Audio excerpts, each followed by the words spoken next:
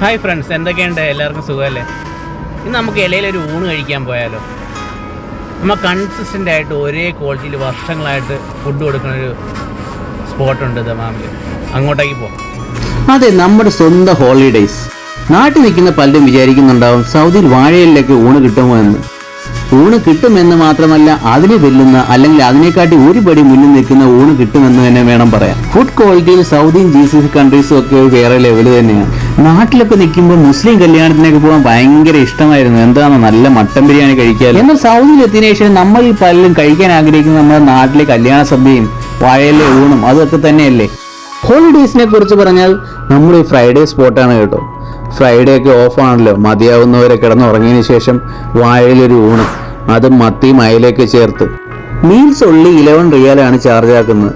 പിന്നെ ഓരോ ദിവസത്തെ മെനു വ്യത്യാസം വന്നുകൊണ്ടിരിക്കും.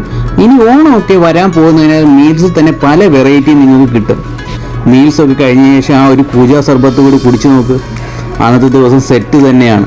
ഇതൊരു ഫുഡ് എക്സ്പ്ലോറിംഗ് വീഡിയോ ഒന്നുമല്ല, മറിച്ച് ഹോളിഡേയ്സും മീൽസും ഒക്കെ നമ്മുടെ ജീവിതത്തിന്റെ ഭാഗമാണ്. ആ സ്നേഹവും തിരിച്ചറിവ് നിങ്ങൾ കൂടി എത്തിക്കുക എന്ന് മാത്രം. അടുത്തൊരു നല്ല വീഡിയോയിൽ കാണാം. എല്ലാവരോടും സ്നേഹം മാത്രം. See you, bye.